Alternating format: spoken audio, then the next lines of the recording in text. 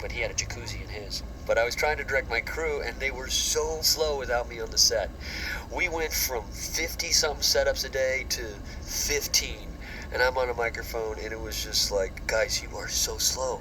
What's going on? It was pretty funny. Well, God. These scenes, they're looking at literally window washer poles with different heights. And those arms, we had 2 window washer poles with tennis balls on them so that they can actually kind of have an eye line to watch. But it makes it kind of hard when you're trying to do camera moves without things there and trying to imagine what fits in. And that's why the animatics were huge helps for the actor to see. Other times like this is a shot I made up on the fly, just having Optimus look in. Things like this should have been a set, but I like shooting in a real house where I had the access to the outside. And if the houses are always way too small, and locations are small, it's just sometimes locations just feel better to me.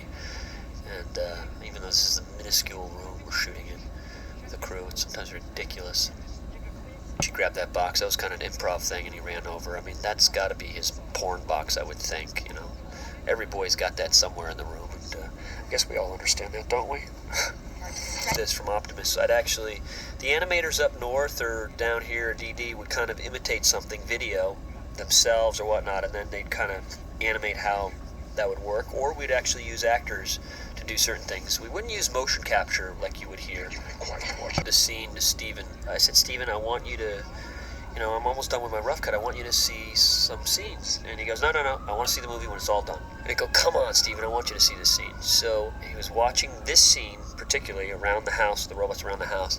And it was hysterical because he kept hitting me on the leg and laughing like a kid. And I'm like, what are you doing? And he goes, I have never seen robots do this. It was a funny moment because considering I filed his Raiders of the Lost Ark storyboards, and now this guy's slapping me on the leg saying he's never seen robots, and I'm like, but you're the dude that's invented dinosaurs, and you've seen everything. And he goes, but I've never seen this. And so that was kind of a fun moment. Also a funny moment when we were doing we saw the first cut at my house in my screening room. He kept giving me high fives when he was watching the movie. Spielberg giving me high fives when he's watching the movie. When a good scene would come out, you'd see his arm go up, bam, another high five. But when I do scenes, when I'm doing the illustration and the animatic process, like a shot like this was like a seminal shot you base these scenes around. And so this shot was created very early on in the animatic process.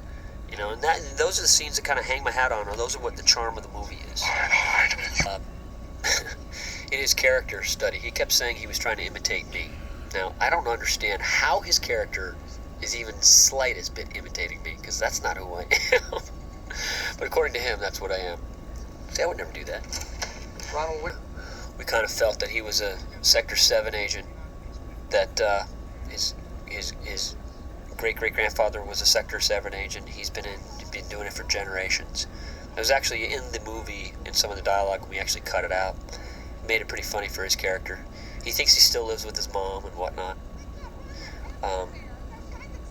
He was questioning his sexuality in this movie. I just didn't think that was really necessary. John, I don't think we have to really go there. I think you're a guy, okay? So let's keep it at that, all right? He was a great delight to work with. He has the best Scorsese imitation you have ever seen. I think we must have that. We must have that with the pants and somewhere in the making of.